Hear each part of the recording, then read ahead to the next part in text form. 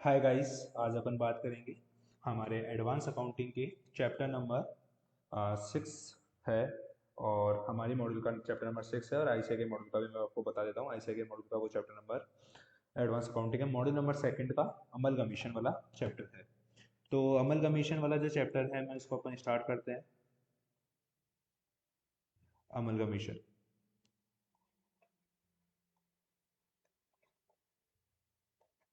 अमल commission ये chapter इसलिए important है क्योंकि जो आईसीआई है इस चैप्टर में से हर साल 20 मार्क्स का क्वेश्चन पूछता है।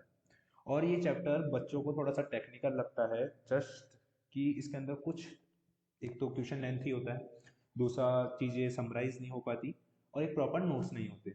बट अपन अब इस चैप्टर को एकदम इजी बनाएंगे, एकदम इजी वे में पढ़ेंगे और अपन पूरे ढंग से कॉन्सेप्चुअल क्लैरिटी लेके इस चैप्टर को अपन क्या करेंगे, फिनिश करेंगे। तो सबसे पहले मैं आपको बताता हूँ उसका अमल कमीशन का बेसिकली जो मीनिंग क्या होता है। मीनिंग ऑफ अमल कमीशन, देखो मीनिंग अमल कमीशन का मतलब होता है जब दो या दो से ज्यादा कंपनी, टू और मोर एंड कंपनी, जब दो या दो से ज्यादा जब कंपनीज आपस में अमलगमेट हो जाती है to start a new business या to continue an existing business. जब वो एग्जिस्टिंग बिजनेस को कंटिन्यू करने के लिए या एक नए बिजनेस को स्टार्ट करने के लिए जब दो या दो से ज्यादा कंपनी आपस में मिल जाती है तो हम उसे क्या कहते हैं, अमल कमीशन कहते हैं। ठीक है।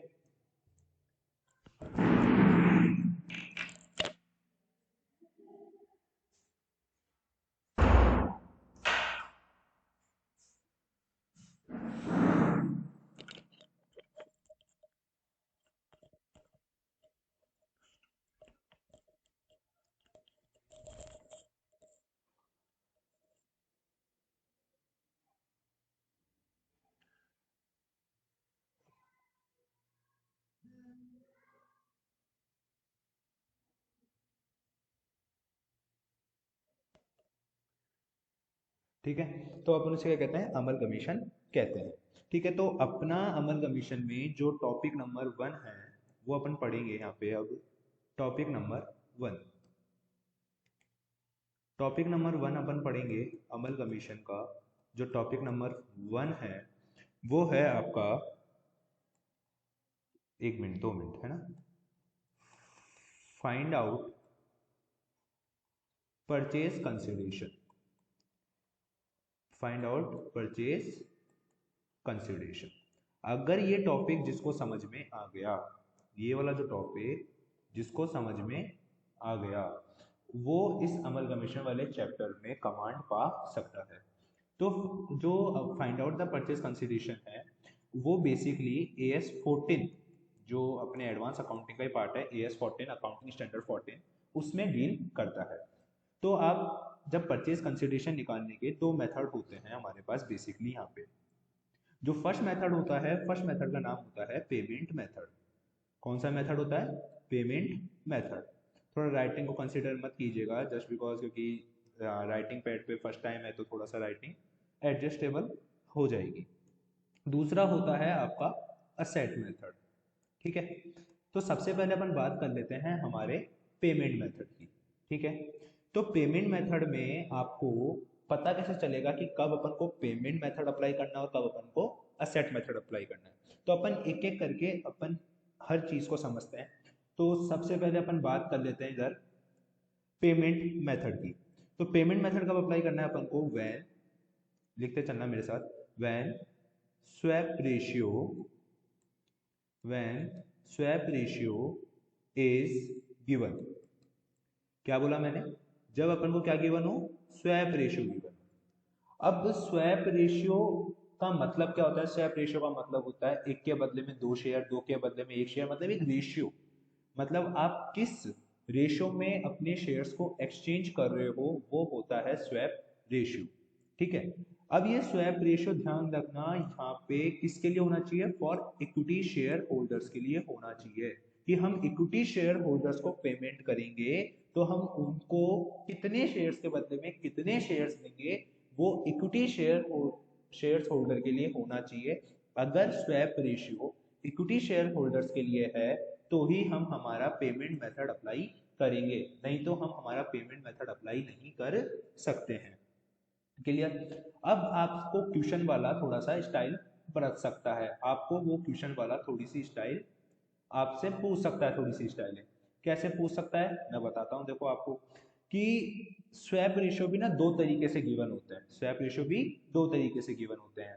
जैसे पहला अगर अपन बात कर रहे हैं, अपन अब नई शीट पे चलते हैं, एक मिनट जस्ट गाइस। हाँ, मैं क्या बात कर रहा था, अपन स्वैप रेशियो दो टाइप से गिवन होते हैं।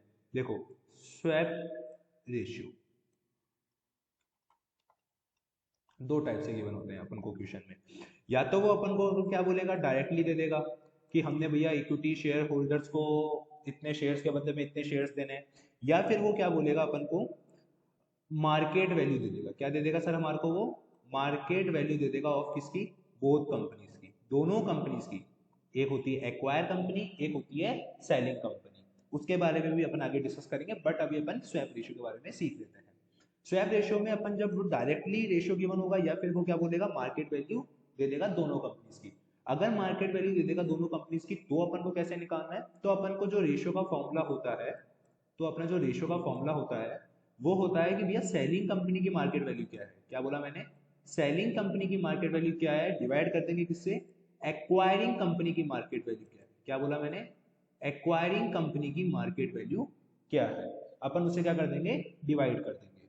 आई बात समझ में। अब आपको बेसिकली पता होना चाहिए कि ये जो सेलिंग कंपनी है, क्या बोला मैंने, ये जो सेलिंग कंपनी है इसका मतलब होता है जो अपना बिजनेस बेच रही है, जो अपना जो बिजनेस है वो क्या कर रही है, सोल्ड आउट कर रही है, बेच रही है। आई बात समझ में। और एक्वायरिंग कंपनी का मतलब होता है जो बिजनेस खरीद रही है। समझ में आई बात, जो बिजनेस खरीद रही है। क्लियर हुआ क्या, यस सर। तो वापस अपन अपने कॉन्सेप्ट पे आ जाते हैं कि रेशियो कैसे निकालेंगे सर, सेलिंग कंपनी की market value divide by acquiring company की मार्केट वैल्यू। मान लो लेट सपोज जैसे अभी अपन को सेलिंग कंपनी की मार्केट वैल्यू दे दी है 40 रुपए पर शेयर, एक्वायरिंग कंपनी की दे दी है 20 रुपए पर शेयर। तो हम क्या कहेंगे, रेशियो कितना आ गया, 2:1, मतलब हर एक शेयर के बदले में। इसका मतलब क्या हो गया, इसका मतलब हो गया, मैं आपको बता देता हूं, इसका मतलब हो गया हर एक शेयर के बदले में दो शेयर्स। समझ में आया या नहीं आया, यस सर क्लियर हो गया। तो आपको अगर यहां तक की बात क्लियर हुई तो अपना कॉन्सेप्ट क्लियर, स्वैप रेशियो का समझ में आई, स्वैप रेशियो कैसे निकालते हैं, यस सर स्वैप रेशियो का कॉन्सेप्ट हमारा क्लियर हो गया। अब हम बात कर लेते हैं हमारी एक नेक्स्ट शीट पे कि भाई अब स्वैप रेशियो तो सर समझ में आ गया, स्वैप रेशियो तो चलो ठीक है, पता चल जाएगा हमारे को स्वैप रेशियो कैसे होता है कैसे नहीं होता। बट सर हमारे इसका फॉर्मेट क्या होगा एग्जाम में करने का। हाँ अपन क्वेश्चन भी करेंगे, टेंशन नहीं है, अपन क्वेश्चन भी करेंगे, पहले अपन एक बार फॉर्मेट सीख लेते हैं कि अपने बेसिकली फॉर्मेट क्या होगा। तो अगर अपन फॉर्मेट की बात करते हैं तो इसके अंदर एक बनेगा पहले पर्टिकुलर का फॉर्मेट, पर्टिकुलर, ठीक है। एक बनेगा आपका इनफॉर्म, कि किस फॉर्म में आप पेमेंट कर रहे हो, मैंने क्या बोला, किस फॉर्म में आप पेमेंट कर रहे हो। और फिर आपका अमाउंट क्या है। मैं फॉर द सिंप्लिसिटी अमाउंट को यहाँ पे दो जो हैं उसमें बांट लेता हूं। एक मिनट, एक मिनट है ना, एक सेकंड। हाँ, मैं जो अमाउंट को है इसको दो कॉलम में बांट लेता हूँ। एक तो मैं बांट लेता हूँ, एक तो शेयर कैपिटल के कॉलम में, और एक मैं बांट लेता हूँ प्रीमियम के कॉलम में। आई बात समझ में, यस सर। ठीक है, ये हमारा एक फॉर्मेट होता है बेसिकली, एक ये जो फॉर्मेट है हमारा, ठीक है, एक ये फॉर्मेट होता है, ये फॉर्मेट होता है हमारा किसका, शेयर कैपिटल का। क्लियर, ठीक है, ये हमारा फॉर्मेट होता है, ठीक है, ये हमारा फॉर्मेट होता है, ठीक है। पर्टिकुलर में आपको सबसे पहले क्या लिखना है, पर्टिकुलर में दो ही चीज आएंगी, ध्यान रखना, दो ही जनों को अपन पेमेंट करेंगे, कुछ भी हो जाए दो चीजों से ज्यादा नहीं आएगी, ये फिक्स है। मैं आपको बता देता हूँ कौन सा फिक्स है। एक तो आपका प्रेफरेंस शेयर होल्डर, दिख नहीं रहा सॉरी, एक तो ये आएगा आपका, हाँ, एक तो आएगा आपका कौन सा, एक तो आएगा आपका प्रेफरेंस शेयर होल्डर, और एक आएगा आपके ओनली इक्विटी शेयर होल्डर्स। ये दो ही आएंगे यहाँ पे, इन दो के अलावा और कोई तीसरा बंदा नहीं आएगा। क्योंकि जब अपन कंपनी खरीदते हैं ना, जब अपन मार्केट खरीदते हैं, जब अपन मतलब बिजनेस खरीदते हैं किसी दूसरे का, तो हम उनके मालिक को पेमेंट करते हैं, उनके जो ओनर्स होते हैं हम उनको पेमेंट करते हैं। डिबेंचर होल्डर कभी मालिक नहीं होते, डिबेंचर होल्डर ओनली एक वो बंदे होते हैं जो कंपनी को फाइनेंस करते हैं। आई बात समझ में? Yes sir. तो प्रेफरेंस शेयर होल्डर को हम पेमेंट किस किस फॉर्म में कर सकते हैं सर? किसी भी फॉर्म में, कैश के फॉर्म में हो सकता है, वो आपके जैसे अदर देन कैश भी हो सकता है, अदर देन कैश भी हो सकता है। तो सर एक बात बताइए, अगर अदर देन कैश हो सकता है तो मतलब डिबेंचर में भी पेमेंट हो सकता है? हो सकता है। आप प्रेफरेंस शेयर होल्डर और इक्विटी शेयर होल्डर को किसी भी फॉर्म में पेमेंट कर सकते हो। मैं आप इसको एक बार हिंदी में और लिख देता हूँ यहाँ पे। आप किसी भी फॉर्म में, किसी भी तरीके से आप पेमेंट कर सकते हो, किसी भी तरीके से, जिस तरीके से आप चाहो उस तरीके से आप पेमेंट कर सकते हो, किसी भी तरीके से आप पेमेंट कर सकते हो। बट करना किस किस को है परचेज कंसिडरेशन की कैलकुलेशन में? और एक प्रेफरेंस शेयर होल्डर को और एक इक्विटी शेयर होल्डर्स को। इसके अलावा आपको किसी और को भी पेमेंट नहीं करना है, ये आपके माइंड में क्लियर हो जाना चाहिए। ये आप रूल बना लीजिए, जब भी हम पेमेंट मेथड अप्लाई करेंगे तो हम ओनली प्रेफरेंस शेयर होल्डर और इक्विटी शेयर होल्डर्स को ही पेमेंट करेंगे। पेमेंट किसी भी फॉर्म में हो सकता है, पेमेंट किसी भी फॉर्म में हो सकता है। सेम ऐसे इक्विटी शेयर होल्डर्स को भी सर आप कैश में पेमेंट कर सकते हो और आप अदर देन कैश भी पेमेंट कर सकते हो। समझ में आई क्या बात? Yes sir. अब सिंपल सी बात है, अगर आप कैश में पेमेंट करोगे, मैंने क्या बोला, अगर आप कैश में पेमेंट करोगे तो कोई सिक्योरिटी प्रीमियम आएगा क्या? नहीं। कोई शेयर कैपिटल आएगी क्या? नहीं। लेकिन आप अदर देन कैश में पेमेंट कर रहे हो, अदर देन कैश का मतलब मैं बता देता हूँ आपको, यहाँ पे नीचे नोट बना के लिख देता हूँ। Other than cash, other than, जो अदर देन कैश के पेमेंट का मतलब होता है वो बेसिकली आपका क्या होता है, जैसे शेयर्स हो गया, आपके डिबेंचर्स में पेमेंट कर रहे हो आप उनको, आप बॉन्ड्स का पेमेंट कर रहे हो, बॉन्ड्स में पेमेंट कर रहे हो, एक्सेट्रा। आई बात समझ में? बट कैश नहीं आएगा। आई बात समझ में? तो आपको पता है शेयर्स को आप प्रीमियम पे भी इशू कर सकते हो, आप डिबेंचर को भी प्रीमियम पे इशू कर सकते हो। तो जो भी आप प्रीमियम दोगे, जो भी आप प्रीमियम पे इशू करोगे, वो प्रीमियम का अमाउंट कहाँ जाएगा? वो जो प्रीमियम का अमाउंट है वो कहाँ जाएगा? आपका प्रीमियम का अमाउंट जाएगा इस कॉलम में, और जो कैपिटल का अमाउंट है वो कहाँ जाएगा? इस कॉलम में। अपन अभी इसको पूरा प्रैक्टिकली समझेंगे, आईसीआई के बुक से इसके एग्जांपल्स भी करेंगे। जस्ट आप सिर्फ अभी इसको अपनी कॉन्सेप्ट कॉपी में नोट करते चलिए, ताकि जब अपन क्वेश्चन करेंगे तो अपने पास कॉन्सेप्ट्स को अपन रेफर कर सकेंगे, ताकि बेटर अंडरस्टैंडिंग अपनी डेवलप हो सकेगी। अब हम बात करते हैं ऐसे इक्विटी शेयर होल्डर्स में, तो सिंपल सी बात है, कैश में कोई भी नहीं आएगा। लेकिन जब अपन अदर देन कैश पेमेंट करेंगे तो शेयर कैपिटल भी आ सकती है और सिक्योरिटी पेमेंट भी आएगा। समझ में आया क्या? हाँ सर आ गया। जब मैं इन दोनों का टोटल कर देता हूँ, मैंने क्या बोला, मैंने क्या बोला, जब मैं इन दोनों का टोटल कर देता हूँ तो ये दोनों मेरे क्या बन जाते हैं? Purchase consideration. क्लियर हुआ क्या? समझ में आया? हाँ सर समझ में आ गया। तो आपको फॉर्मेट क्लियर हो गया। तो अभी तक जो अपन ने पढ़ा, एक बार मैं फटाफट से उसका रिवीजन करवा देता हूँ आपको, स्लाइड्स दिखा दिखा के एक बार मैं आपको रिवीजन करवा देता हूँ उस चीज़ का। सबसे पहले अपन ने पढ़ा स्वैप रेशियो, नहीं उससे पहले अपन ने एक और चीज़ पढ़ी थी, मैं बता देता हूँ आपको। उससे पहले अपन ने क्या पढ़ा था? उससे पहले अपन ने पढ़ा था, एक और चीज़ पढ़ी थी।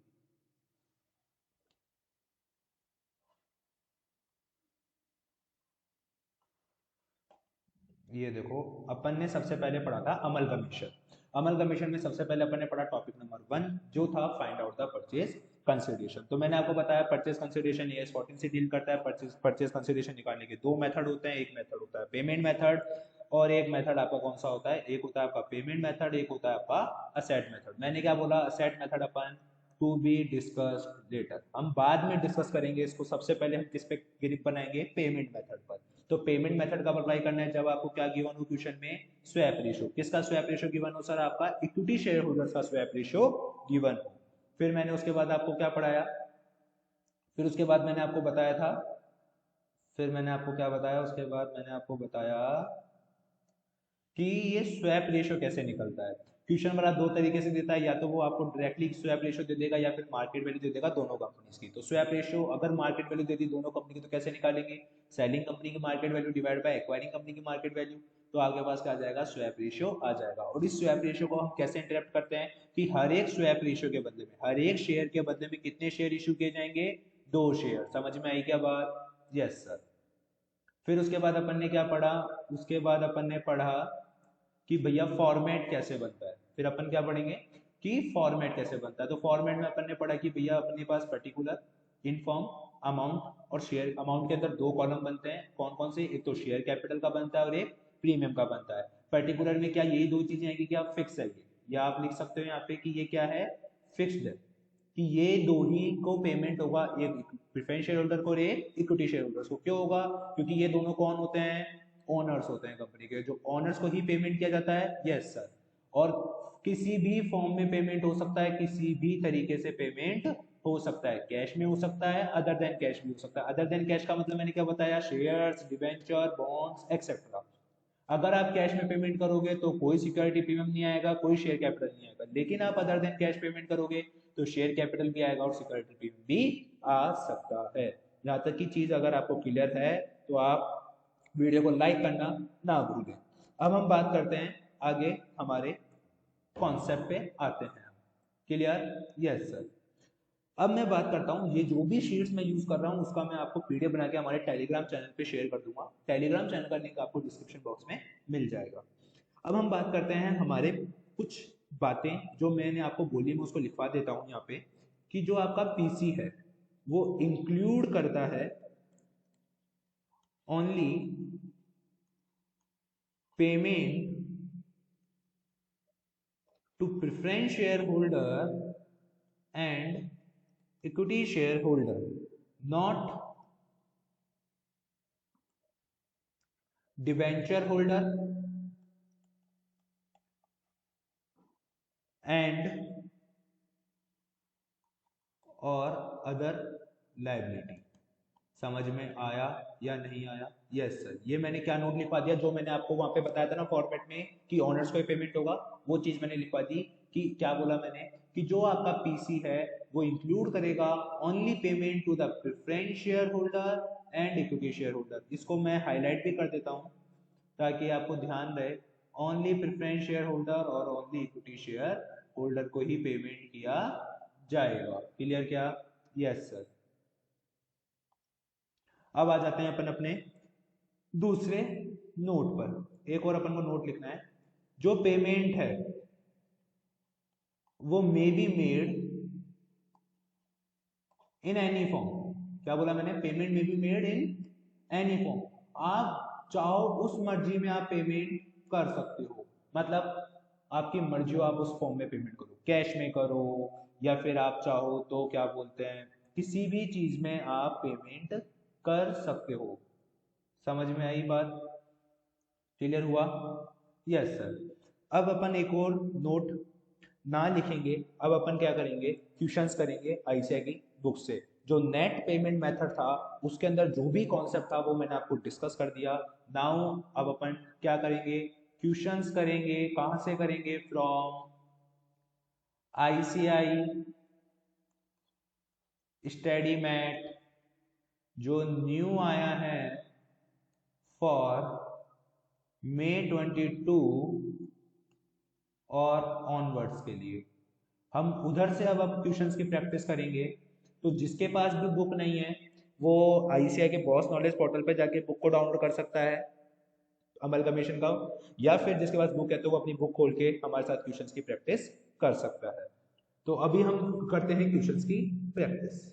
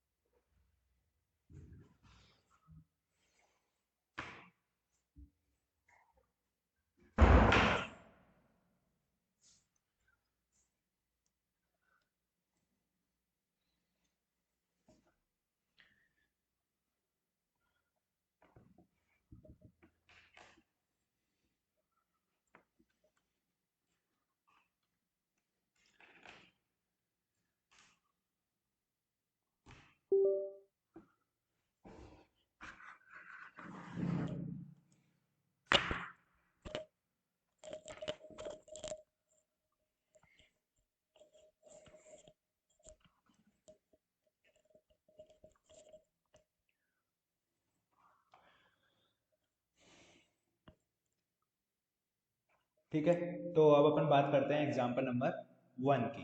ठीक है, एग्जाम्पल नंबर 1 में क्या लिखा है, let us consider the balance sheet of x limited.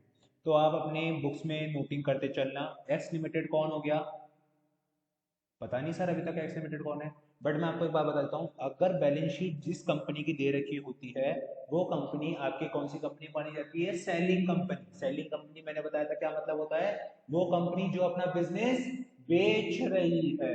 Clear, selling company x limited है, जिसकी इक्विटीज एंड लायबिलिटीज आपको ये दे रखा है, share holder fund, share capital है, रिजर्व एंड सरप्लस है, लॉन्ग टर्म बोरोइंग है, करंट लायबिलिटी ट्रेड पेबल आता है, पीपीई है, इन्वेंट्री है, ट्रेड रिसीवेबल है, कैश एंड कैश इक्विवेलेंट है। ठीक है, नोट्स टू अकाउंट पे आ जाते हैं, अपने पास इक्विटी शेयर कैपिटल है, प्रेफरेंस शेयर कैपिटल है, टोटल फुल्ली पेड अप है, जनरल रिजर्व है, डिबेंचर्स है, पीपीए और नॉन करंट इन्वेस्टमेंट है। आपको क्या लिखा हुआ है, अदर इंफॉर्मेशन इंपॉर्टेंट है, पढ़ो क्या लिखा हुआ है, Y limited take over X limited, Y limited take over X limited, इसका मतलब वाई लिमिटेड ने किसके बिजनेस को खरीद लिया, एक्स लिमिटेड के बिजनेस को खरीद लिया। तो वाई लिमिटेड क्या हुआ सर आपका, वाई लिमिटेड क्या हुआ आपका, एक्वायरिंग कंपनी जो एक्वायर कर रही है, और एक्स लिमिटेड क्या हुआ, सेलिंग कंपनी जो अपना बिजनेस बेच रही है। ठीक है, कब बेचा, 10 अप्रैल, मतलब नहीं है अपन को उससे कभी भी बेचे। Debenture holders of x limited, क्या बोला इधर, debenture holder of x limited, x limited की बैलेंस शीट में कोई डिवेंचर होल्डर थे क्या, हाँ सर ये थे ना डिवेंचर होल्डर 4000 के, क्या फिगर्स हजारों में है क्या, यस सर, तो अपन तो 4000 को कंसीडर करते हैं, बाद में अपन 1000 को फिर लगा देंगे।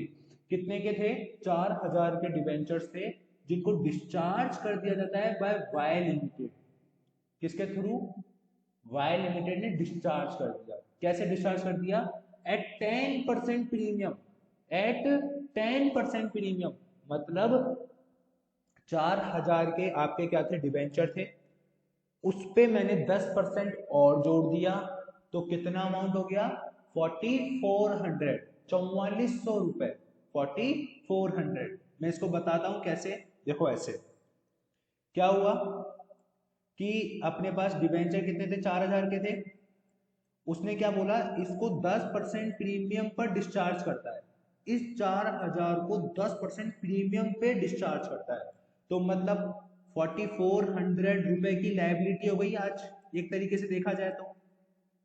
भाई 4000 तो देने ही थे, देने ही थे, ठीक है, 10% आपने अपनी इच्छा से दिए कि डिवेंचर होल्डर ले जा तो 10% मेरी तरफ से, तो टोटल आपके ऊपर लाइबिलिटी कितनी आ गई, 4400 की। समझ में आया क्या, यस सर, क्लियर, ठीक है। आगे क्या लिखा है इस क्वेश्चन में, आगे पढ़े अपन, आगे क्या लिखा है इस क्वेश्चन में कि हम उसको कैसे डिस्चार्ज करेंगे, बाय इशूइंग करके 15% own debenture of Y limited, और जो 4400 रुपए की लाइबिलिटी है उसको हम कैसे डिस्चार्ज करेंगे, डिबेंचर इशू कर देंगे, क्या कर देंगे, डिबेंचर इशू कर देंगे, मतलब हम ये जो 14% वाले जो डिबेंचर थे उसको अब क्या देंगे हम, 15% के डिबेंचर इशू कर देंगे, कितने रुपए के, 4400 रुपए के डिबेंचर इशू करेंगे।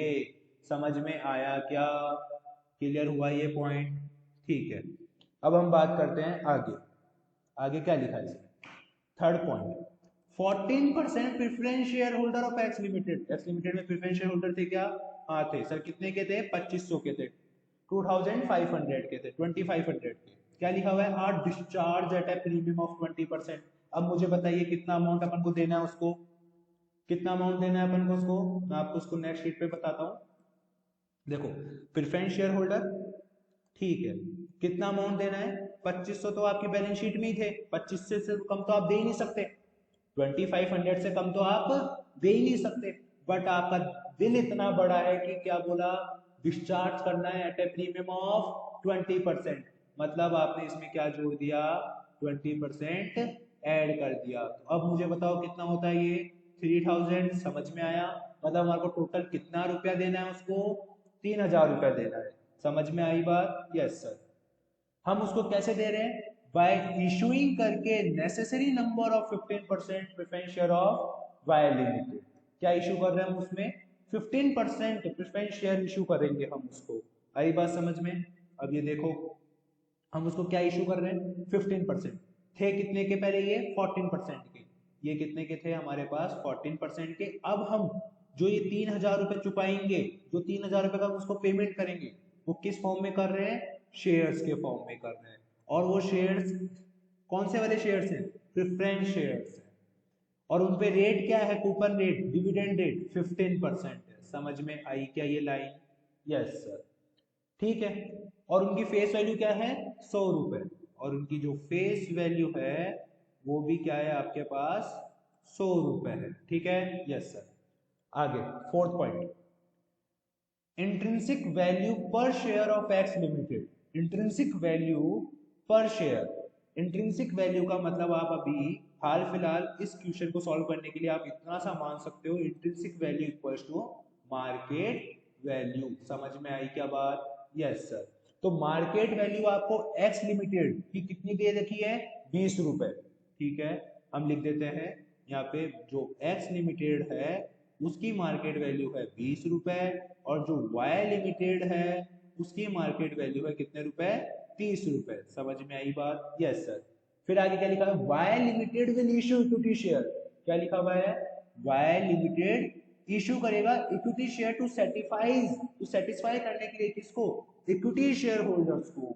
ओके, मतलब एक्स की बैलेंस शीट में आपने क्या करा, प्रेफरेंस शेयर होल्डर को पेमेंट कर दिया, अच्छी बात है। आपने डिबेंचर होल्डर को पेमेंट कर दिया, अच्छी बात है। असली मालिक, इक्विटी शेयर होल्डर, असली ओनर ये बोलेंगे भैया हमारे को भी पेमेंट करना है, आपको कितने डॉलर, कितने रुपए का पेमेंट करना है, 7500 का पेमेंट करना है। मतलब इक्विटी शेयर होल्डर्स को कितने रुपए का पेमेंट करना है, 7500 का पेमेंट करना है। समझ में आई या नहीं आई, मेरे को ये बात बताओ आप। क्लियर? हम उसके लिए क्या कर रहे हैं इनको, सर हम इनको शेयर्स में पेमेंट करेंगे, ठीक है। शेयर्स में पेमेंट करोगे, अब सर शेयर्स में पेमेंट करोगे तो आपने ये तो बताया नहीं कि कितने शेयर इशू करोगे, ना तो वो आपने प्रेफरेंस शेयर्स में बताया, ना आपने इक्विटी शेयर्स में बताया। जब आपने प्रेफरेंस शेयर होल्डर को पेमेंट करा तो भी आपने नहीं बताया, तो भी आपने क्या कह दिया, नेसेसरी। अब कितने नेसेसरी वो हमारे को निकालने हैं, ना आपने इक्विटी शेयर होल्डर्स में बताया। किसके बेसिस पे करने हैं, on the basis of intrinsic value के बेसिस पे करने हैं। However entity should be made at par value only. इस लाइन को आप अंडरलाइन कर लीजिए, हाईलाइट कर लीजिए, बहुत इंपॉर्टेंट लाइन है। ये कह रहा है कि आपको जो एंट्री करनी है वो पार वैल्यू पे करनी है। ये किसके लिए बोला है इसने, किस पे वैल्यू, पार वैल्यू पे। मतलब आप जो इक्विटी शेयर होल्डर्स को पेमेंट करने के लिए जो आप शेयर इश्यू करोगे वो आप पार वैल्यू पे इश्यू करोगे। समझ में आई या नहीं आई? ठीक है सर। अगर ये लाइन नहीं देता, अगर ये वाली लाइन नहीं देता तो हम क्या मानते, इशू प्राइस। मैं ये आपको नोट्स में लिखवा देता हूं, आप नोट्स लिख लीजिए इसका इधर। If issue price not given, then market price equals to issue price. But in this question specifically क्या कह दिया इन्होंने, स्पेसिफिकली कि जो आपकी इशू प्राइस होगी वो क्या होगी, आपकी फेस वैल्यू होगी। समझ में आया या नहीं आया? Yes sir. अब आपको क्या बता दिया, आपको फेस वैल्यू भी दे दी इक्विटी शेयर्स की, कितने की, 10 रुपए की, ठीक है सर। ये भी बढ़िया बात है। हमारे को पार वैल्यू कितने की दे दी, 10 रुपए की, ठीक है। आपको क्या निकालना है, सर आपको निकालना है, पूरा क्वेश्चन पढ़ने के बाद क्या पूछा इन्होंने, परचेज कंसिडरेशन निकालना है, ठीक है। परचेज कंसिडरेशन निकाल लेंगे, यस सर परचेज कंसिडरेशन निकाल लेंगे। परचेज कंसिडरेशन निकालने में मैंने आपको क्या बताया था, याद करें फटाफट से। मैंने आपको क्या बताया था परचेज कंसिडरेशन निकालते समय, कंसेप्ट कॉपीज में आया अपनी, कंसेप्ट कॉपी में जब आओगे आप अपनी, तो मैंने क्या बताया था, कितने मेथड होते हैं परचेज कंसिडरेशन निकालने के, 2 मेथड। कौन सा मेथड यूज करेंगे अपन इसके अंदर, पेमेंट मेथड। क्यों करेंगे, क्योंकि सर आपको स्वैप रेशियो गिवन है। किसका स्वैप रेशियो गिवन है, क्या इक्विटी शेयर होल्डर्स का। ये कैसे पता चलेगा, या तो क्वेश्चन डायरेक्टली दे देगा, या फिर आपको क्या बोलेगा वो, या फिर आपको क्या बोलेगा वो, मार्केट प्राइस दे देगा दोनों कंपनीज की। क्या दे देगा, या तो स्वैप रेशियो डायरेक्ट दे देगा, क्या इस क्वेश्चन में डायरेक्ट गिवन है क्या, नहीं सर नहीं है। क्या मार्केट वैल्यू गिवन है क्या दोनों कंपनीज की, यस सर। देखो मार्केट वैल्यूज गिवन थी दोनों कंपनीज की, ये देखो मार्केट वैल्यू, मतलब इंट्रिंसिक वैल्यू मतलब मार्केट वैल्यू गिवन है दोनों कंपनीज की, ठीक है। और इक्विटी शेयर होल्डर्स के लिए ही है, तो इसका मतलब सर हम मान लेंगे कि भैया हमारे यहाँ पे स्वैप रेशियो गिवन है, और अगर स्वैप रेशियो गिवन है तो रेशियो कैसे निकालेंगे, selling company upon acquiring company का।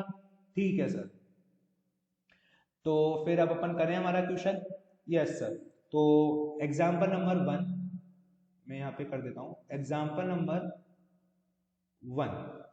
तो फॉर्मेट बनाएंगे। यस सर, फॉर्मेट में क्या था, पहला पर्टिकुलर, फिर था इनफॉर्म, फिर आपके दूसरा था क्या बोलते हैं, अमाउंट। अमाउंट को मैंने कितने कॉलम में बांटा था, 2 कॉलम में, एक शेयर कैपिटल और एक सिक्योरिटी प्रीमियम। आपको लॉजिक समझ में आया क्यों मैंने इसके अंदर परचेज मेथड यूज करा? अगर आपको ये लॉजिक क्लियर हुआ होगा तो इसका मतलब है आपको समझ में आ गया। क्यों? क्योंकि सर इसके अंदर आपको स्वैप रेशियो गिवन था, किसका, इक्विटी शेयर होल्डर्स का स्वैप रेशियो गिवन था। कैसे पता चला सर? क्योंकि मार्केट वैल्यू दोनों की गिवन थी। पहला पॉइंट क्या लिखेंगे इसके अंदर, किसको पेमेंट करते हैं, प्रेफरेंस शेयर होल्डर्स को। दूसरा किसको पेमेंट करते हैं सर, इक्विटी शेयर होल्डर्स को। प्रेफरेंस शेयर होल्डर्स को किस में पेमेंट कर रहे हैं, अभी मैंने एक समरी बनाई थी, किस में पेमेंट कर रहे हैं सर, प्रेफरेंस शेयर इशू कर रहे हैं। क्या इशू कर रहे हैं, प्रेफरेंस शेयर इशू कर रहे हैं, करने दो। कितने रुपए के इशू कर रहे हैं या क्या रेशियो में इशू कर रहे हैं, कुछ दे रखा है क्या, नहीं दे रखा, कोई मतलब नहीं। ठीक है, बट आपको ये तो पता होगा टोटल कितना रुपया दे रहे हैं अपन उसको, 4400 रुपया दे रहा है, और मैं उसके बदले में क्या शेयर इशू कर रहा हूँ, प्रेफरेंस शेयर। जो मैं शेयर इशू कर रहा हूँ उसकी फेस वैल्यू क्या है, मेरी हर एक शेयर की फेस वैल्यू 100 रुपए। तो मैं क्या मानूंगा, तो मैं एक तरीके से कह सकता हूँ कि मैं कितने शेयर इशू कर रहा हूँ उसको, मैं कितने शेयर इशू कर रहा हूँ उसको, 44 शेयर इशू कर रहा हूँ। यस सर, मल्टीप्लाई बाय हर एक शेयर की फेस वैल्यू, तो ये आपका क्या आ जाएगा, शेयर कैपिटल। क्या सिक्योरिटी प्रीमियम में कुछ आएगा क्या, नहीं आएगा। क्या ये चीज क्लियर हुई क्या आपको, ये क्यों करा मैंने, समझ में आया कि नंबर ऑफ प्रेफरेंस शेयर मैंने कैसे निकाले, number of preference share to be issue, जो क्या किए जाएंगे, इशू किए जाएंगे। क्लियर हुआ क्या आपको? Yes sir. कैसे निकाले कि कितना अमाउंट देना है सामने वाले को, डिवाइड करते हैं इशू प्राइस से। ठीक है, बट इस ट्यूशन में आपको ये पता था कि जो ये क्वेश्चन है, इस क्वेश्चन में आपको पता था कि भैया इशू प्राइस आपको कुछ भी नहीं दे रखी है कि आपने किस पर इशू करा, तो हम क्या मानेंगे, फेस वैल्यू पर इशू करा 100 रुपए पर। कितना अमाउंट की लायबिलिटी बन गई थी सर, 4000 तो पहले से ही थे। ठीक है, वो सॉरी, ये सॉरी सॉरी सॉरी 2500 थे ना प्रेफरेंस शेयर, तो हाँ सर, और 20% उन पे अपन दे रहे थे प्रीमियम। ठीक है, तो सर इट्स माय मिस्टेक कि मैंने डिबेंचर होल्डर का अमाउंट याद रह गया मेरे को, कोई ना, अपन इसको अभी ठीक कर लेते हैं। ये देखो, ठीक है, तो अब वापस करते हैं अपन। कितना अमाउंट देना था सर इसको, 3000 रुपया देना था। समझ में आई क्यों, 2500 तो उनका खुद का ही था बैलेंस शीट में, प्लस अपन ने 20% प्रीमियम जोड़ा, और एक की फेस वैल्यू क्या थी, 100 रुपए। तो मेरा ये कितना हो जाएगा, ये मेरा हो जाएगा 30 शेयर आ जाएंगे, और हर एक शेयर की वैल्यू क्या है, 100 रुपए। तो कितना आ जाएगा मेरे पास, ये 3000 आ जाएगा। समझ में आई क्या बात, लॉजिक क्लियर हुआ आपको? यस सर, मेरे पास कितना आ जाएगा, 3000 शेयर आ जाएगा। अब हम किसकी बात कर लेते हैं, इक्विटी शेयर होल्डर्स की। क्या प्रेफरेंस शेयर होल्डर्स को और कुछ भी दिया है क्या, नहीं सर, कैश में पेमेंट जीरो है, कुछ भी नहीं दिया कैश के अंदर। ठीक है, अब आ जाते हैं equity share holders. Equity share holders को भी क्या कर रहा है, वो इक्विटी शेयर इशू कर रहा है। ठीक है सर, क्या इसका अपन को स्वैप रेशियो गिवन है क्या, नहीं है सर। अगर स्वैप रेशियो ही गिवन नहीं होता तो क्या अपन पेमेंट मेथड अपनाते क्या, नहीं सर, नहीं अपनाते। तो फिर आपने कैसे कहा स्वैप रेशियो गिवन नहीं है, सर निकालना पड़ेगा, डायरेक्टली गिवन नहीं है। कैसे निकालेंगे, सेलिंग कंपनी की market value upon acquiring company की मार्केट वैल्यू। ठीक है, तो सर सेलिंग कंपनी की मार्केट वैल्यू कितनी थी क्वेश्चन में, सेलिंग कंपनी की थी 20, कितनी थी सर, 20, डिवाइड बाय कितने से करेंगे सर, 30 से। समझ में आया क्या, समझ में आया आपको, 20 divide by 30, clear? Yes sir. तो मैं कह सकता हूं कि आप कितने नंबर ऑफ शेयर इशू करोगे, 20 डिवाइड बाय 30 मल्टीप्लाई बाय कितने शेयर्स थे, कितने शेयर्स थे पहली वाली कंपनी में, 7.5 लाख शेयर्स, 7,50,000 शेयर्स थे। यस सर, कितने शेयर्स थे, 7,50,000 के शेयर्स थे। तो ये क्या आ जाएगा हमारे पास एक तरीके से sir, number of share to be issued कि हम इसको इतने नंबर ऑफ शेयर इशू करेंगे? Yes sir. क्लियर हुआ क्या? हाँ सर। और मल्टीप्लाई किससे करेंगे सर? इशू प्राइस से। किससे मल्टीप्लाई करेंगे? इशू प्राइस से। सर इशू प्राइस क्या थी? साफ साफ कहा था क्वेश्चन ने फेस वैल्यू पे इशू करना है। हाँ सर। फेस वैल्यू क्या है? वाई कंपनी के शेयर की। भैया इसकी फेस वैल्यू नहीं लेंगे। क्यों नहीं लेंगे? क्योंकि सर सिंपल सी बात है, कौन सी कंपनी इशू कर रही है? Y company. तो वाई कंपनी के शेयर्स की क्या फेस वैल्यू, वही तो कंसिडर करेंगे। हाँ सर। तो वाई कंपनी के फेस वैल्यू क्या है? वाई कंपनी के शेयर्स की, वाई कंपनी के शेयर्स की फेस वैल्यू है 10 रुपए। तो हम मल्टीप्लाई कितने से करेंगे सर? 10 रुपए से। तो अब फटाफट से अगर अपन कैलसी पर इसको सॉल्व करते हैं, तो कैलसी पर अगर अपन इसको सॉल्व करें तो फटाफट से करते हैं, मैं भी करता हूं, आप भी करो फटाफट से सॉल्व, और इसको फिर क्वेश्चन को खत्म करते हैं अपन।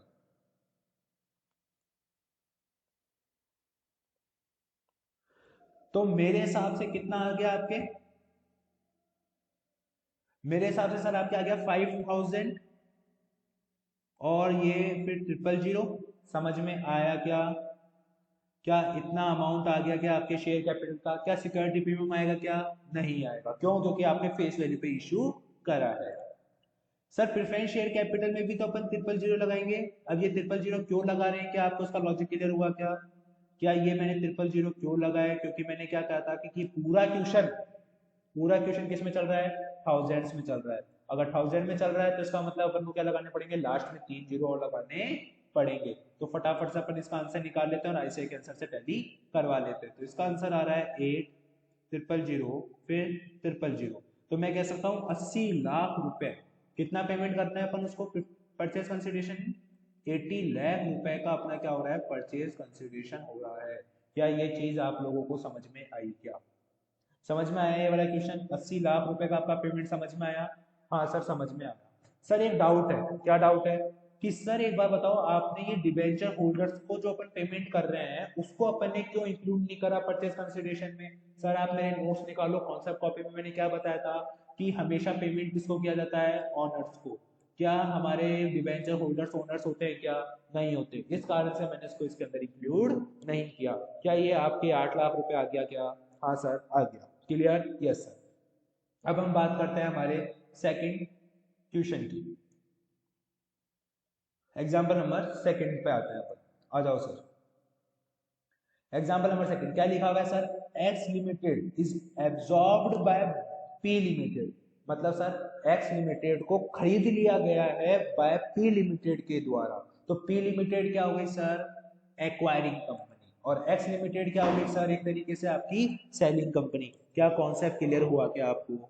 समझ में आया क्या? सबसे पहले आपको, अगर आपने सेलिंग कंपनी और एक्वायरिंग कंपनी को आइडेंटिफाई नहीं किया तो वहां आपको दिक्कत आ सकती है। क्लियर हुआ? Yes sir. X limited gives the following information on the date of absorption. आपको ये बैलेंस शीट गिवन है, ठीक है। हम तो पढ़ते हैं हमारी मेन बात। P limited has agreed. P limited क्या हो गया? एग्री हो गया। क्या करने में? टू इशू करेगा 9% प्रेफरेंस शेयर ऑफ 100 रुपए ईच के in a ratio of 3 share of P Limited for 4 share in S Limited। मतलब समझ में नहीं आया सर, समझाते हैं इसको अपन। इसने कहा सर कि जो P लिमिटेड है ना, एक मिनट, जो ये P लिमिटेड है वो इशू करेगा, क्या इशू करेगा? प्रेफरेंस शेयर इशू करेगा। कितने परसेंट के? कितने परसेंट के प्रेफरेंस शेयर इशू करेगा सर? वो इशू करेगा सर 9% के प्रेफरेंस शेयर इशू करेगा। किसको इशू करेगा सर? एस लिमिटेड को। ठीक है, एस लिमिटेड को इशू करेगा। ठीक है। अब ये नहीं कहा कि एस लिमिटेड में किसको इशू करेगा, ये नहीं कहा उसने। ढंग से सुन लेना, उसने ये कहा है कि वो इशू करेगा 9% प्रेफरेंस शेयर। किसको करेगा ये नहीं कहा है। आई बात समझ में? Yes sir. सर जिसकी फेस वैल्यू क्या है? फेस वैल्यू सर 100 रुपए ईच। 100 रुपए ही है सर फेस वैल्यू। हाँ सर। किस रेशियो में? 3:4 रेशियो में। मतलब सर हर 3 शेयर्स के बदले में 3 शेयर्स देगा। कितने शेयर्स के बदले में? 4 शेयर्स के बदले में। 4 शेयर्स के बदले में। समझ में आया क्या आपको? तो इसका स्वैप रेशियो आपको क्या सीधा सीधा दिख रहा है क्या? कितना आ गया? 3:4। क्लियर हुआ? Yes sir, clear. आगे, टू इश्यू करेगा टू द डिबेंचर होल्डर्स को, टू इश्यू करेगा डिबेंचर होल्डर्स को, डिबेंचर होल्डर्स को पेमेंट करेगा, ठीक है, कितने परसेंट, 8% मॉर्गेज डिबेंचर इश्यू करेगा, कितने रुपए में, एट 96 रुपए में, एट 96 रुपए में, कितने, इन द न्यू मतलब के बदले में 6% डिबेंचर, मतलब सर एक्स लिमिटेड की बैलेंस शीट में जो 6% डिबेंचर है, इनके बदले में वो उसको क्या देगा, 8% मॉर्गेज डिबेंचर इशू करेगा, जो कि इशू प्राइस क्या होगी, 96 होगी, और उनको रिडीम कैसे करेगा, एट ए प्रीमियम ऑफ 20%। इसका मतलब कि आपके पास जो ये 2 लाख रुपए के जो लाइबिलिटी है, उसको आप अपनी इच्छा से 20% बढ़ा रहे हो। क्या बोला मैंने, 2 लाख की जो लाइबिलिटी है आपकी डिबेंचर्स के केस में, डिबेंचर्स के केस में जो आपकी 2 लाख रुपए की लाइबिलिटी है, आप उसको अपनी इच्छा से 20% बढ़ाओगे, 2,40,000 करोगे, और उसके बदले में आप क्या दोगे, डिबेंचर इशू करोगे, कर लियो ठीक है, डिबेंचर इशू करोगे, इशू प्राइस क्या होगी उस डिबेंचर्स की, इशू प्राइस होगी सर 96 रुपए। समझ में आया या नहीं आया, यस सर।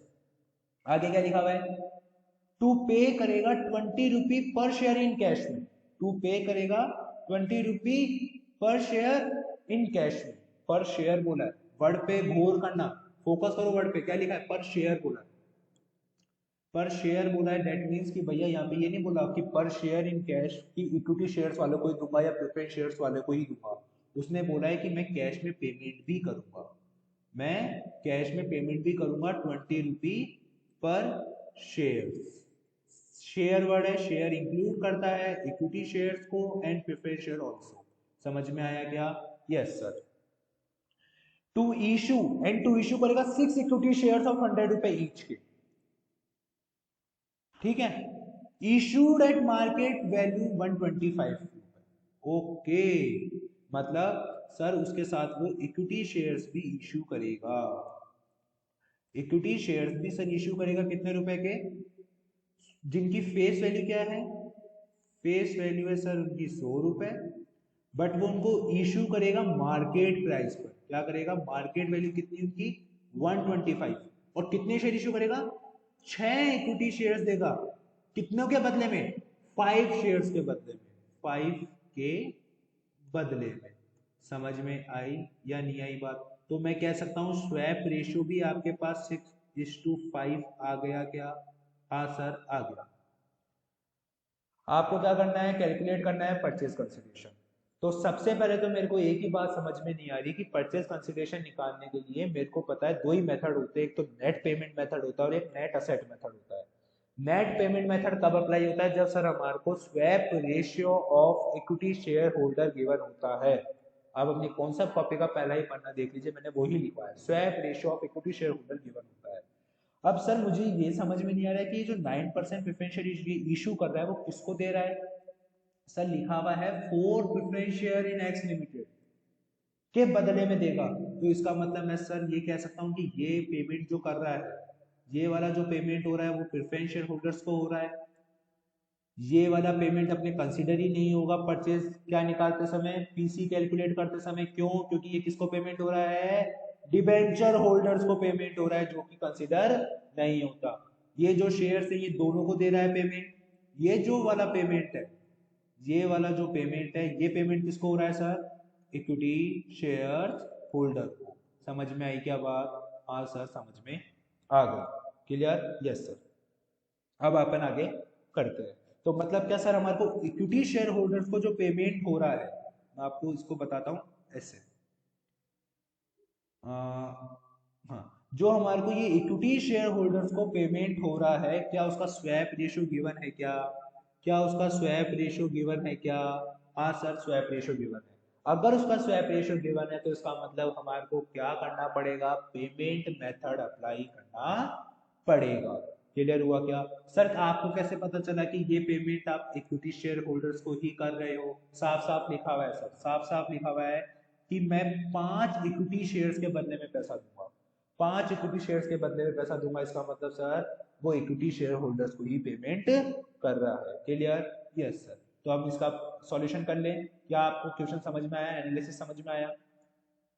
वीडियो पोस्ट करके आप उतार सकते हो, नहीं तो आप हमारे टेलीग्राम चैनल से भी इसकी PDF ले सकते हो। आ जाते हैं हम हमारे इसके क्वेश्चन पर। Example number 2, format particular. ठीक है, फिर इनफॉर्म, किस फॉर्म में इसका अपन पेमेंट कर रहे हैं। फिर क्या आएगा सर इसका अमाउंट। अमाउंट में दो चीजें आती है, एक आती है शेयर कैपिटल और एक आता है आपका शेयर सिक्योरिटी प्रीमियम। क्लियर क्या? यस सर, क्लियर है आपको? Yes sir, clear. ठीक है, आ जाओ। सबसे पहले अपन किसको पेमेंट करेंगे? सबसे पहले अपन करते हैं सर प्रेफरेंस शेयर होल्डर को पेमेंट। सेकंड किसको पेमेंट करेंगे? इक्विटी शेयर होल्डर को पेमेंट। क्या डिबेंचर होल्डर भी लिख दूं क्या? नहीं आएगा सर, नहीं आएगा, गलती से भी मत लिख देना। क्लियर? Yes sir. ठीक है, प्रेफरेंस शेयर होल्डर को अपन किस में पेमेंट कर रहे हैं सर? एक तो कैश दे रहे हैं, ठीक है, और एक सर हम प्रेफरेंस शेयर इशू भी कर रहे हैं। ठीक है, पहले अपन कितने रुपए कैश दे रहे हो सर आप उसको? सर हम दे रहे हैं 20 रुपए पर शेयर। ऐसा ही लिखा हुआ था सर?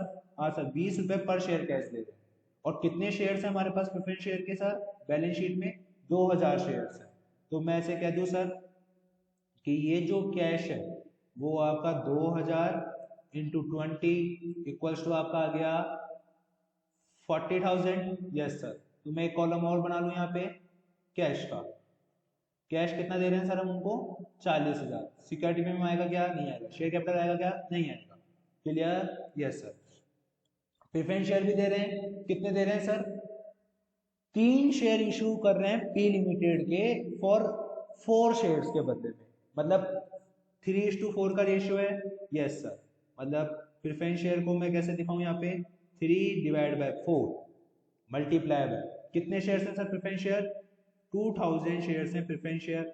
मल्टीप्लाई बाय क्या करेंगे sir? Issue price. Issue price कुछ नहीं दे रखी तो हम क्या मानेंगे? Face value. फेस वैल्यू किसकी लेंगे? ऊपर वाले की नीचे वाले की सर?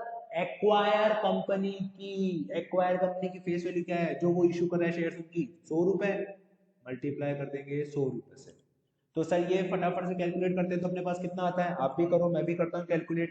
देन फिर अपन देखते हैं किसका सही आता है। 2000 multiply by 3 divide by 4 multiply by 100 कितना आ गया सर? 1,50,000। क्या ये पूरा के पूरा आपका शेयर कैपिटल ही होगा? Yes sir. सिक्योरिटी में आएगा क्या? कैश आएगा क्या? नहीं। अब आ जाते हैं हम हमारे इक्विटी शेयर होल्डर पे। क्लियर हुआ क्या? Yes sir. अब हम हमारे किस पे आ जाते हैं? इक्विटी शेयर होल्डर पे। ठीक है, इक्विटी शेयर होल्डर्स को हम क्या कर रहे हैं सर? कैश दे रहे हैं तो 20 रुपए, इसको भी कैश दे रहे हैं तो मैं इसको रेड पेन से कर देता हूँ ताकि डिफ्रेंशिएट हो सके। कैश दे रहे हैं, कितने रुपए कैश दे रहे हैं सर? 20 रुपए पर शेयर। और कितने शेयर्स हैं इक्विटी शेयर्स के? 5,000 equity shares sir, 5,000 equity shares हैं। तो मैं कह सकता हूँ एक तरीके से सर हमारे पास 1,00,000 रुपया कैश में। क्लियर क्या? समझ में आया क्या आपको? लॉजिक क्लियर हुआ क्या? लॉजिक क्लियर हुआ आपको? लॉजिक क्लियर हुआ क्या आपको? हाँ सर। ठीक है, फिर सर हम इनके बदले में उनको क्या दे रहे हैं? और इक्विटी शेयर्स भी इशू कर रहे हैं। क्या क्या इशू कर रहे हैं? Equity shares. Sir equity shares क्या इशू कर रहे हैं हम? इक्विटी शेयर्स सर हम इक्विटी शेयर्स इशू कर रहे हैं 5 शेयर के बदले में 6 शेयर्स दे रहे हैं। 5 शेयर्स के बदले में 6 शेयर्स दे रहे हैं। मतलब सर हमारा रेशियो क्या हो जाएगा? सॉरी, हमारा क्या हो जाएगा? 6 डिवाइड बाय 5 मल्टीप्लाई बाय, समझ में आई क्या बात sir? 6 divide by 5 multiply bye कितने शेयर्स हैं? 5,000 शेयर्स हैं। Clear? Yes sir. Issue price क्या है सर? 125 इशू प्राइस है। कितनी इशू प्राइस है? 125। तो सर 125 अगर इशू प्राइस है तो मैं अगर आपसे एक बेसिक सा क्वेश्चन पूछूं कि इसका इशू प्राइस क्या है? 125। कैलकुलेट करें। 125 multiply by 5,000 multiply by 6 divide by 5। तो मैं कहूंगा कि सर टोटल कितना रुपए देंगे? टोटल कितना आ जाएगा? कि टोटल कितना आ जाएगा? 7,50,000 और जैसे ही आपने ये लिखा और आईसीआई का क्या चल जाएगा क्रॉस, क्यों? क्योंकि सर ये जो 125 है इसके अंदर सर दो कंपोनेंट हैं, 100 रुपए की तो फेस वैल्यू है और 25 रुपए का आपका सिक्योरिटी प्रीमियम है। क्लियर? Yes sir. तो मैं शेयर कैपिटल वाले कॉलम में कैसे मैं पूरा अमाउंट लिख सकता हूँ? समझ में आइए आप क्या गलती कर सकते थे? तो अब अपन इसको सही कर लें ताकि अपने मार्क्स ना काट सके आईसीआई। क्लियर क्या? यस सर, कर लें। सॉरी, ठीक है, अपन इसको सही कर लेते हैं। ये कितना आया था अपने पास? 1,50,000 आया था। आई थिंक 1,50,000 ही आया था। एक बार क्रॉस वेरीफाई कर लेते हैं। हाँ सर, 1,50,000 ही आया था। अपन नीचे वाले पर आते हैं। तो सर एक तरीके से आपके पास ये जो है ये कैलकुलेशन क्या बताएगी? 6/5 multiply by 5,000 number of shares. हाँ सर, नंबर ऑफ शेयर्स बताएगी ये। कितने नंबर ऑफ शेयर्स आ जाएंगे सर इससे? सर इससे कितने नंबर ऑफ शेयर्स आ जाएंगे हमारे पास? कितने नंबर ऑफ शेयर्स आ जाएंगे सर हमारे पास? 5,000 divide by 5 multiply by 6, 6,000 shares आ जाएंगे। Yes sir. फेस वैल्यू आपकी शेयर कैपिटल होगी और जो 25 रुपए आपके सिक्योरिटी प्रीमियम होंगे। समझ में आया क्या? ये कितना हो गया? 6 लाख। ये कितना हो जाएगा? 25 × 6, 25 × 6 कितना होता है? 150, मतलब 1,50,000। तो मैं अगर आपसे कहूँ कि टोटल कितना आपका पीसी गया, तो आप क्या कहोगे सर? कि मैंने जो प्रेफरेंस शेयर होल्डर है उनको दिया मैंने टोटल 1,90,000, जो मैंने इक्विटी शेयर होल्डर्स हैं उनको मैंने कितना दिया? 8,50,000। तो मेरा जो टोटल होता है वो कितना हो जाता है? 10,40,000 मेरा क्या होगा? पीसी होगा। आपको ये चीज क्लियर हुई या नहीं हुई? मैंने आपको बता दी कि पॉसिबल गलती आप क्या कर सकते थे। अब अपन इसका आंसर टैली कर लेते हैं आईसीआई की बुक से कि आईसीआई ने इसका आंसर क्या दे रखा है। ओके, आईसीआई ने इसका आंसर दे रखा है 10 लाख रुपए। क्यों? सुनो, उसके पीछे भी एक लॉजिक है। अपन ने क्या कहा? टू पे 20 rupee per share in cash and to issue 6 equity shares of 100 रुपए ईच इशू किए जाएंगे at a market value 125 in lieu of every 5 shares held in S limited. इसका मतलब है आईसीआई ये कहता है कि ये जो आप 20 रुपी पर शेयर दे रहे हो ये सिर्फ ओनली आप किसको दो? ओनली और किसको दो? आप इक्विटी शेयर्स को दो। आप प्रेफरेंस शेयर्स को नहीं दोगे। क्यों नहीं दोगे? क्योंकि सर ये लाइन उन्होंने इक्विटी शेयर होल्डर को पेमेंट करते वाली लाइन में लिखी है। ढंग से सुन लेना, ढंग से सुन लेना। ये जो लाइन है कि कैश में हमारे को इतना रुपया देना है, ये लाइन उन्होंने क्या एक सेपरेट लाइन लिखी है क्या? अगर सेपरेट लाइन लिखी होती तो हमारा वो वाला सॉल्यूशन एकदम करेक्ट है। तो मैं इस पे नोट और लिख देता हूं। अगर वो जो कैश पेमेंट वाली लाइन, क्या बोला मैंने? कैश पेमेंट वाली लाइन अलग से लिखी होती, क्या लिखी होती? अलग से, तो फिर ये सॉल्यूशन हमारे क्या है? Right solution. समझ में आई या नहीं आई बात? क्लियर? बट ये जो लाइन है कैश पेमेंट वाली, ये इन्होंने किसके अंदर लिख दी? इक्विटी शेयर होल्डर की पेमेंट वाली इंफॉर्मेशन के अंदर लिख दी।